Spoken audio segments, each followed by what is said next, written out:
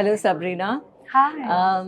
You are the EVP of All Three Media Entertainment, and that's a huge responsibility.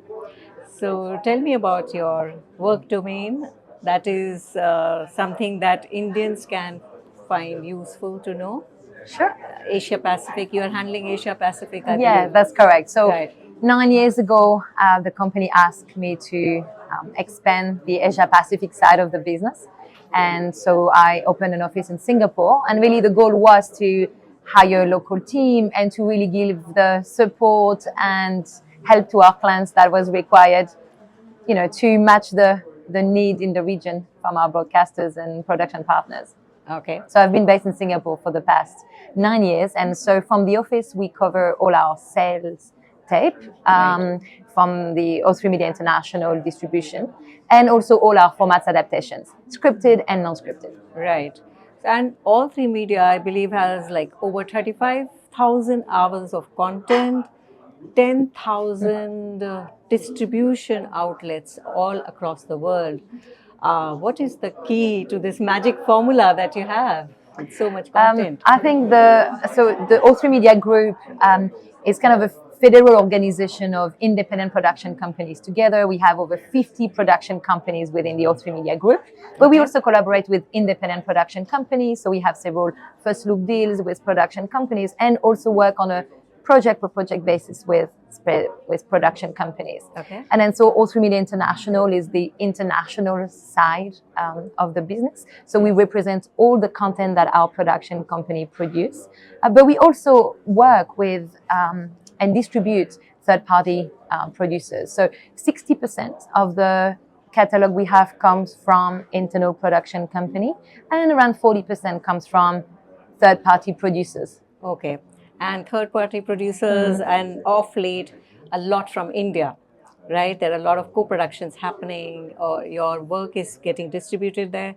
And we are very excited about watching the Traitors and Boat Club, Boat Story. Can you tell us about all your scripted as well as non-scripted formats that are coming to India? Sure. So definitely over the past several years, we've done a lot of collaboration with broadcasters in India and production companies. And so I think there was a perfect time where the O3 Media Group had been collaborating and acquiring some fantastic scripted production company with fantastic track record and awards, such as Two Brothers Pictures, which is one of the best drama company in the UK. Yeah. And it was matched with the time that India, especially India's VOD platforms, were growing and they just needed a lot of volume of scripted series. And I think the need was higher than the supply. And also I think traditionally, obviously, India has a beautiful history of Bollywood movies and also this very long-running soap. But suddenly, the lack of Netflix and, Hotstar and Sony Live wanted, the 6, 8, 10-parters. Okay. And that's what we've done a lot. And in the UK, that's generally what we've been producing. And so I think the need from the India market, as well as the supply that we could provide, was kind of the perfect match. So we started collaborating with scripted production companies to then develop a local version of our scripted series. So the first one we did was Liar, which was a production for Voot in India. And that was the beginning of many. We've now done 7 scripted formats adaptation in India, and a variety of platforms and channels. So we work with Z, we work with Sony Live, with Hotstar. Yeah. And we also have actually 7 in development. So you mentioned Right. Boat Story, that's one that we have in development at the moment. So, and Yes. on the production company side, same. We've worked with a lot of different partners in India. Okay. And that's on the scripted Yeah. side of the business. My personal favorite amongst one of your series was Fleabag, and I was really waiting for season 3, but I know Yes. that the story probably did not demand a season 3, right? I think it was a reasonable thing to do to stop, because I think there's always a temptation when something is so popular and so successful Right. to keep doing. But the true thing, I think the success was so high that it was the likeliness of that keep going higher Yes. is Yes. probably unlikely. And so in a way, I think it's fantastic that they decided Yeah. to to end on a high, yeah, I right? think they were being honest to the story. Yeah, so that's yeah, great. exactly, which I think That's was great. really good. Yeah, Right. I think that was really good. So you're coming back to unscripted. I believe that there is more demand for unscripted content. Is that correct? You're 100% right. I think obviously, and we can see this not just in India, but in most countries around the world, you know, when new platforms open or want to grow, what attracts is scripted series. So there is a high demand for scripted series. However, at some point you need to diversify, and non-scripted content comes as part of that strategy. And it's exactly what we've seen in India. You know, obviously years and years ago, non-scripted format is what we used to do. Then there was kind of a slowdown. Right. Scripted format massively taken over. And in the past, I would say, I don't know, 12, 18 months, now clients are saying, okay, we need to diversify and then look at non-scripted formats. So, you know, where the Traitors comes under that. And we couldn't be happier with the collaboration with Amazon on this amazing format. I mean, it is the biggest format in the world at the moment in terms of numbers of adaptation in the past 2 years. Obviously, Amazon is a fantastic partner for it, and it's produced by BBC Studio in India. Yes, and we have one of our very popular filmmakers and host, Karan Johar, hosting this show. Yes, so I can't say too much. People will have to wait and see when the show airs. But you know, we're really expecting a fantastic version. Shooting is just finished, and I think it's going to be absolutely fantastic. Yeah, we are really excited to watch this. Yeah.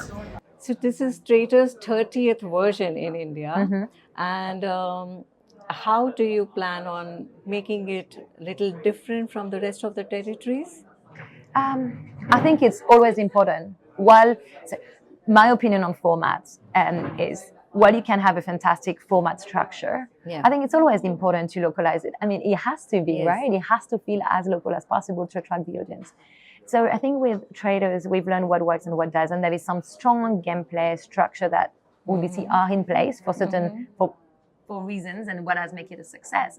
But then you will see that obviously visually, I'm not going to, I can't reveal anything, I can't. Yeah, we don't. But visually, for sure, you know, when our goal is that when the Indian viewers watch it, they're like, this is a fantastic Indian show.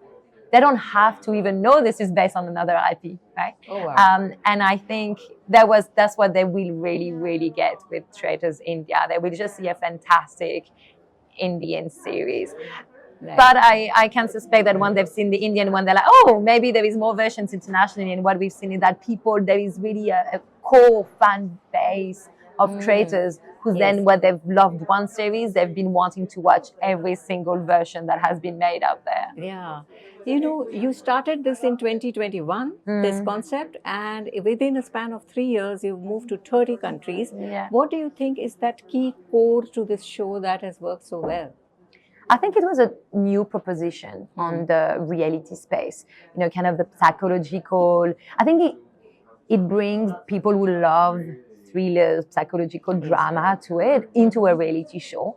I think it created an interesting world visually, something a little bit different than what we've seen previously on air for reality show. So I think it was the right time, something different, and a gameplay that has just proven really, really effective.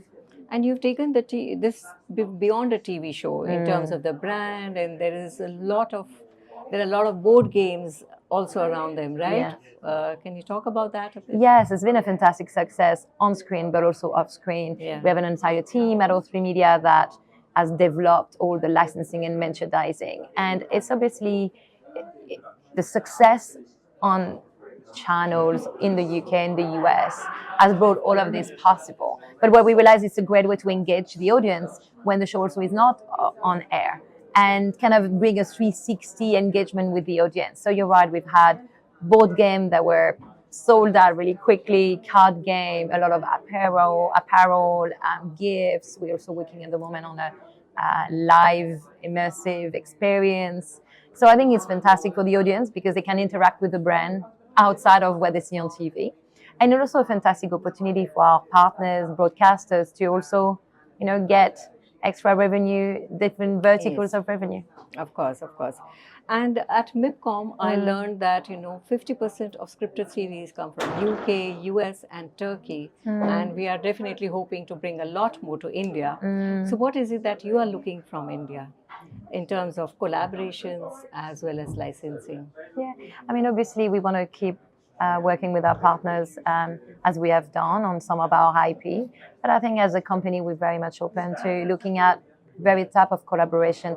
As I mentioned, 40% of still the catalog that we have comes from third party, and we have worked more and more on non-English projects. Yes. And some of them have done incredibly well, such as Blended, for example, which came from Scandinavia. And that has definitely encouraged us to look at content from anywhere. Right. I mean, and if I look specifically at the APAC region, which is obviously what I'm in charge of, obviously Asian content overall is traveling incredibly well. Yeah. We've seen some fantastic wins. Yeah. Years and years ago, if someone said, Korean content is going to travel around the world, people have said, probably would have doubted it, and it has been huge.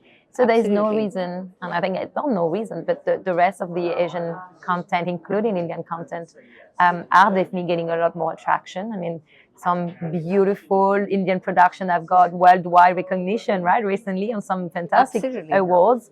And I think that shows and we the have appetite. an Indian Oscar entry right now. Exactly. In Laapata Ladies, Amir Khan's production. Yes, exactly. And I think that's just prove the point is that, I think now the audience worldwide is open to look at content, great content from anywhere. So I think for the right project with the right international appeal, there will have to be something like that. We're definitely open to any collaboration, and we have been looking at some partnerships on distribution, but also on some co-development with some partners in Asia. So definitely open to it. So with the media landscape changing right now, what are the key changes that you have seen, and what is it that you are looking forward to for this year?